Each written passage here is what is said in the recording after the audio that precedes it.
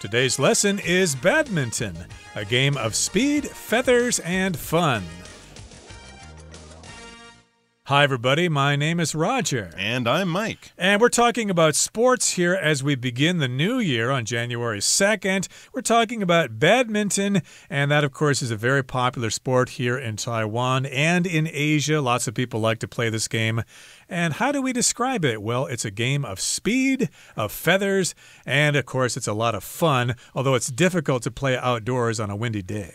That is true. It is definitely something you would generally play indoors if you can, but it's a very popular sport, obviously, here in Taiwan. A lot of people do it both for their own health and as a fun activity, and also Taiwan has had some pretty great success on the world stage at the high-level badminton championships. We've had a world champion female. We've won a few gold medals. In fact, I really enjoyed the men's badminton doubles final that we got to watch there at the Olympics that we just recently had in Paris Olympics. In Paris, yeah, that was really, really fun. I don't watch a lot of badminton, but it is one of those sports I definitely try to catch as much of during the Olympics, because that is when we see some of these amazing athletes playing this game that looks oh so simple when you're playing it with your friends in the park or in gym class in high school, but then you see the pros play it and you realize that it's very, very challenging and also requires a lot of physical dexterity, strength, and endurance. So let's get into the sport of badminton. It is a game of speed, feathers, and fun,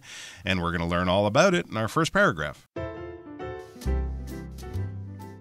Badminton, a game of speed, feathers, and fun. Badminton is a fast-paced racket sport enjoyed by millions around the world. While it has become particularly popular in recent years, badminton has a rich history that dates back centuries.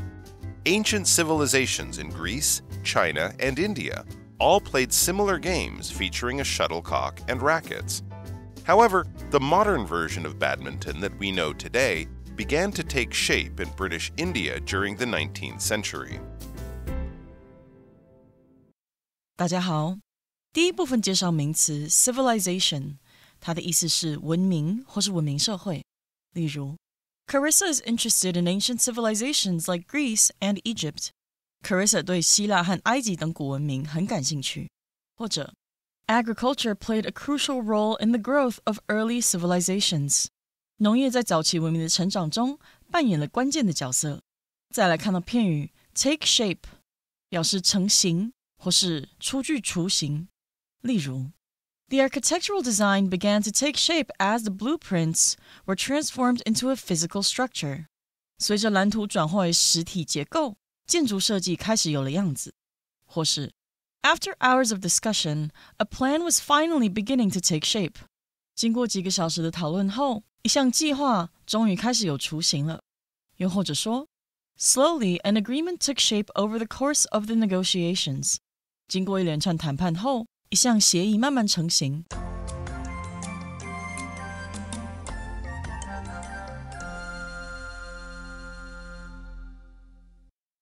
Okay, let's talk about the first part of our lesson for today and introduce you to badminton.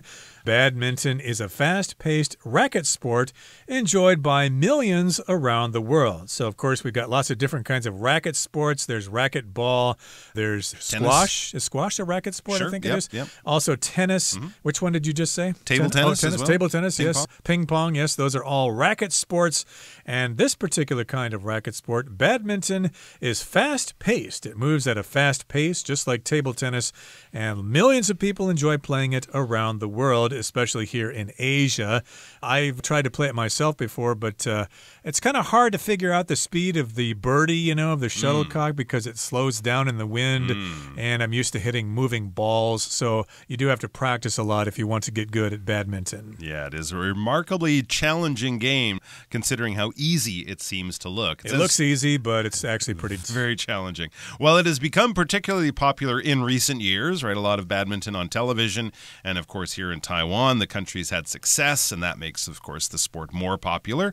Badminton has a rich history. It actually goes back a long time that dates back centuries. Wow, if you'd made me guess, I wouldn't have guessed that badminton had been around for centuries, meaning more than 100 years, 200-300 years. That's what the history of badminton dates back to. So when we say it dates back a certain period of time, that means that when it goes back to how far we have to travel back in time or back in history to get to the origins, the beginning, the start date of badminton. So where and when did badminton first appear? Well, it says ancient civilizations in Greece, China, and India all played similar games featuring a shuttlecock and rackets. I had no idea. That is absolutely amazing. So we're talking about Greece, China, and India, and not modern Greece, China, or India. These are ancient Greece, China, and India, these ancient civilizations. And what is a civilization? It's basically a group of people, a large group of people in a stage of social and human development and organization that generally was more advanced than anything at that time or came just before. So when we think of new countries, new places where language rose up and then the country or that area became quite dominant politically and militarily, we probably know a lot about their history because they developed writing and trade and things like that. We're talking about a civilization. Of course, now we live in a very modern civilization around the world. We have lots of different countries that live in a very modern kind of way. But when we go back to the past, yes, these are some good examples. Ancient Greece, this is the Greece of Athens and the city-states. Rome, of course, when Rome was the dominant civilization in Europe. China's civilization goes back 5,000 years. India is also very old. So some of these old places, these old countries and old lands with old people and old history, people played a similar game featuring a shuttlecock, which is that little thing that you hit, also sometimes called a birdie, and rackets. That's the thing in your hand that you do the hitting with. Obviously, they were made of different materials and probably looked a little different, but the idea of hitting something over a net or from one player to another, that's been around a really long time. I had no idea, but again, a shuttlecock, of course, is the kind of ball that you hit back and forth, but it's not technically a ball. It's a shuttlecock, and sometimes it's referred to as a birdie. However, the most modern version, the modern version of badminton that we know today, began to take shape in British India during the 1800s or during the 19th century. So we've got the modern version. Of course, this game has been around a long time. It's probably played differently and with slightly different equipment in Greece and China and India. But we've got this modern version in which we use the shuttlecock that we all know and love and the rackets that have strings in them. That's the modern version. And we use the net and we have set boundaries with certain distances. That's the modern version. We have international standards for the game, and it's played the same way all over the world. And yes, this modern version kind of took shape in India when it was controlled by the British. If something takes shape, it begins to form. It's still kind of crude. It's not totally put together yet, but it's kind of looking more and more like something we can recognize. So there you go. The British, of course, were the dominant controller of India. The Raj is also called R-A-J. So let's find out about that. The British in India playing badminton. It already sounds quite hot. Let's get to it in the next paragraph, I should say. An early form of the game was called Pune, named after the city of Pune, formerly Pune, in India. British Army officers stationed in Pune played it as a recreational activity. These officers brought the game back to England, where it was introduced at a party held by the Duke of Beaufort at his home, Badminton House, in 1873. It was there that the game received the name badminton. 第二部分看到形容词 recreational， 它的意思是休闲的或是娱乐的。例如 The gym at our school is filled with recreational equipment. 我们学校的健身房里摆满了休闲设施。也可以说 The harbor is popular with recreational boaters. 那座港口很受休闲划船人士的喜欢。继续介绍名词 Duke， 表示公爵。我们可以说 The Duke attended the royal ceremony with his family. 该公爵和他的家人一同参加了皇家典礼。又或者说 The people celebrated the birth of a new duke in the kingdom. 该王国的人民庆祝新公爵的诞生。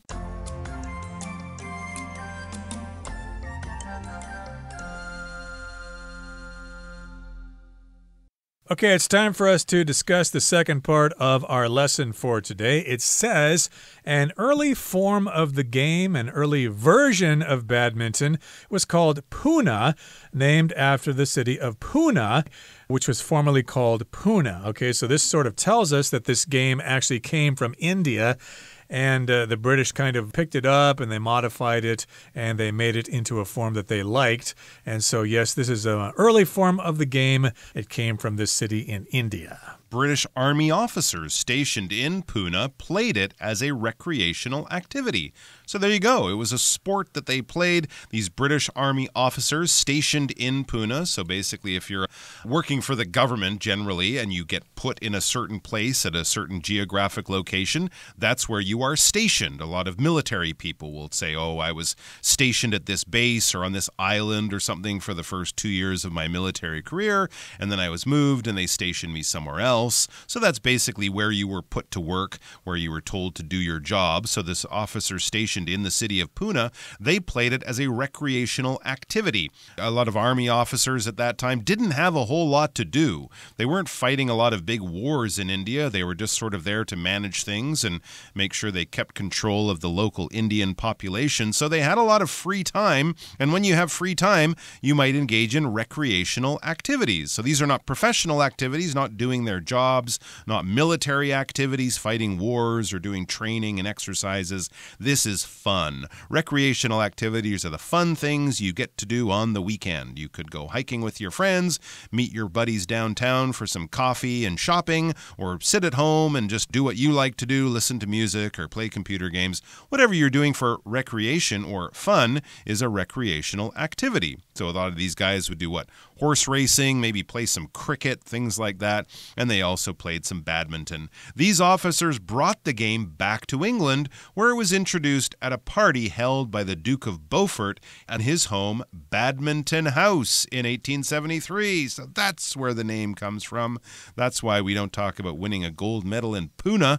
We win a gold medal in badminton. It's all because after enjoying this sport that they were playing in India, these officers, when they got stationed back in England, they brought their hobbies and activities, their recreational activities back with them, and they sort of introduced it to their friends. They said, hey, we discovered this great game in India. It's a lot of fun. We spent many happy hours playing it. It's called Pune. But at some point, people were playing the game at this nobleman's house, the Duke of Beaufort, and his house happened to be Badminton House. A duke, as I mentioned, is a nobleman. This is a person of the aristocracy, of the sort of traditional royal ruling class. They may not be directly related to a prince or a king or a queen or something like that, but basically it's a very, very high rank in the British and other certain aristocratic systems. If you were a great warrior, a great soldier, a great politician, you might have a dukedom bestowed on you. You might be given land and power and this fancy title by the king or queen at the time.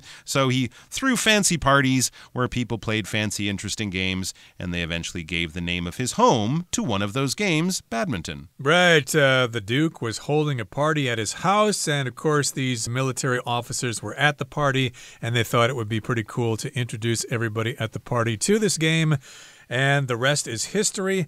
In 1873, that's when that happened, and it was there, in that place, the game received the name badminton, okay? So they started playing the game. It probably didn't get named that right away, but they probably played it for a while, and as it spread throughout England, people thought, hey, what do we call this game? Well, it came from badminton, you know, so let's call it that. Let's call it badminton, and that's what we call it in the West here. The game is referred to as badminton. Of course, in Chinese, you refer to it as featherball, but nobody calls it that in English. Okay, that brings us to the end of the second part of our lesson for today. Let's wrap things up now with the third part. Badminton caught on quickly in England and got its first set of written rules in 1877. It got its start as a competitive sport in 1899, when the first All England Open Badminton Championships were held. This competition is the world's oldest badminton tournament and is still held once a year in England. 第三部分看到 catch on 这个片语，它的意思是变得流行或是蔚为风潮。例如 The style quickly caught on and spread around the world. 这种风格很快就流行起来，并且传到世界各地。或是 The popular song caught on with teens. 这首热门歌曲在青少年间流行起来。再一个例子 The use of organic ingredients is catching on in many popular restaurants. 许多热门餐厅开始流行使用有机食材。最后介绍形容词 competitive， 指的是竞争的、好胜的或是具有竞争力的。举例来说 The environment at high-ranking universities can be very competitive. 名列前茅的大学环境可能是非常竞争的。又或者说 The manager is looking for highly competitive individuals to join their sales team. 该经理正在寻找极具竞争力的人加入他们的销售团队。另外补充这个字的名词 competition, C-O-M-P-E-T-I-T-I-O-N, competition, 意思是比赛、竞赛或是竞争，也可以是竞争对手的意思。我们可以说 Kim entered a swimming competition, but she didn't win. Kim 参加了游泳比赛，但没有获胜。又或者说Josephine won the math competition. Josephine 赢得了数学竞赛。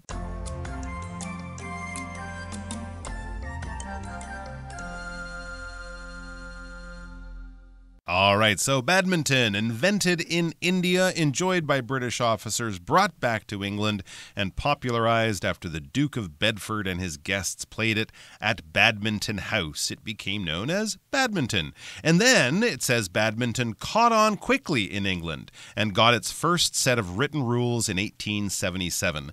This is a very interesting period here from the sort of 1840s, 1850s through to the early 1900s. Most of the modern sports that we know today had their rules written down and got organized into federations and associations and things like that. Soccer, baseball, hockey in Canada, a lot of sports sort of got formalized and organized right around that period. As people stopped fighting wars, they started to play more games, and a lot of these things became professional sports that we know today. So it caught on quickly, along with many other sports at that time. If something catches on, it becomes popular, it becomes more well-known and more widely enjoyed, or more people in society are taking part in it and having fun, and it's getting attention, and people are doing it more, basically. So it caught on quickly in England and got its first set of written rules. It became formalized, we could also say, in 1877. It got its start as a competitive sport in 1899, when the first All-England Open Badminton Championships were held.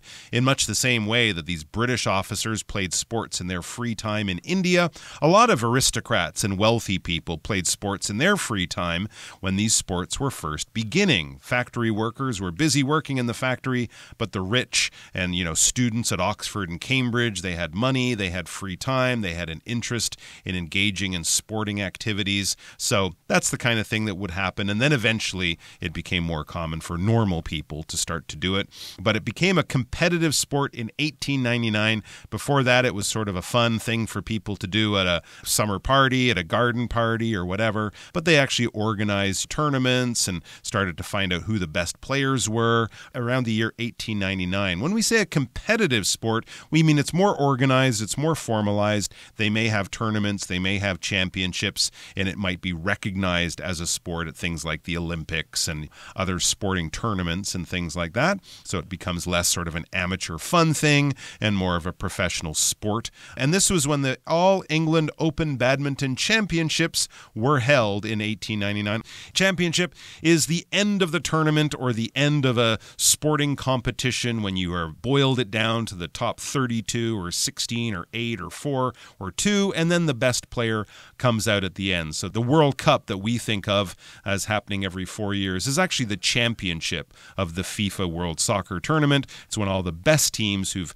gone through all the early rounds meet to figure out who is the very best, who is number one. And notice here, championships is plural. It has an S on it. I believe this is because there are probably different classes of these competitions for men, for women, for young people. Singles, doubles. Mixed and things like that. Yep. So yes, indeed, that's why they call it in the plural form here. And yes, it got competitive at that point. People wanted to win the game and win the trophy and win money or whatever. And this competition is the world's oldest badminton tournament and is still held once a year in England. Okay, so yes, indeed, it's an old tournament, which is like a championship. You have different people playing against each other or teams. You have individual and team competitions. Although I must say, even though it came from England, they probably aren't the best badminton players in the world. No. They're going to be coming from China, Indonesia, Malaysia, and of course, Taiwan. Okay, that brings us to the end of our discussion for today. It's time now to listen to our Chinese teacher.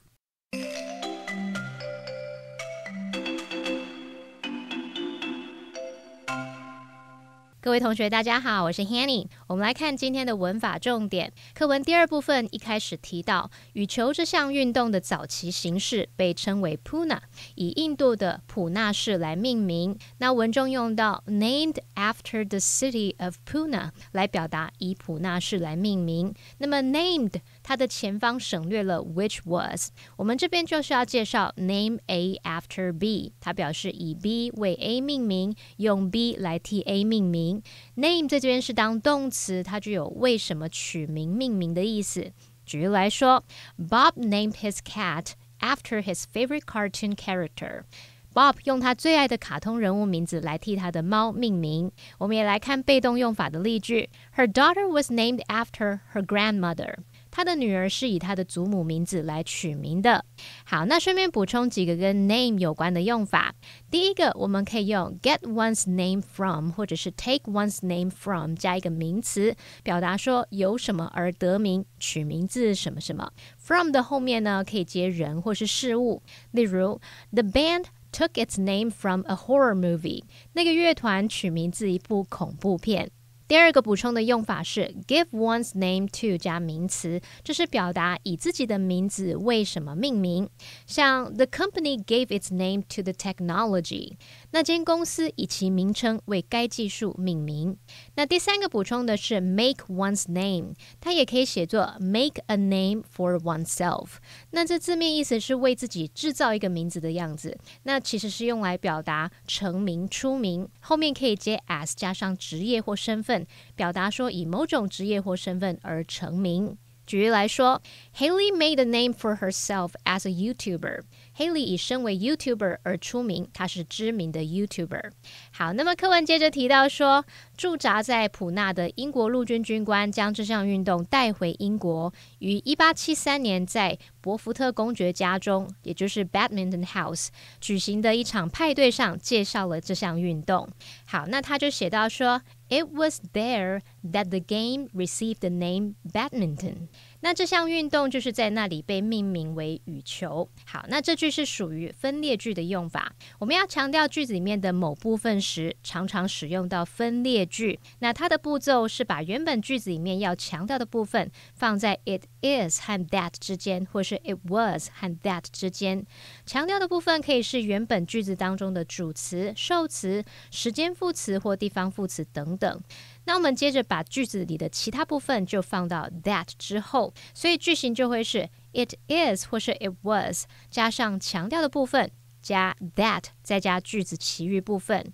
例如 He became interested in photography in college。 我们现在想要用分列句来强调 in college， 那这时候句子就会写作It was in college that he became interested in photography。 正是在大学的时候，他对摄影产生了兴趣。好，那么以上今天重点整理，我们回顾今天单字吧。 Civilization. Many historians study the rise and fall of various ancient civilizations. Version. Tia prefers the original version of the song over the new cover. Competitive. In a competitive market, companies need to be creative to stay ahead. Championship. Our team is training hard for the National Basketball Championship. Tournament. The chess tournament attracted players from all over the world.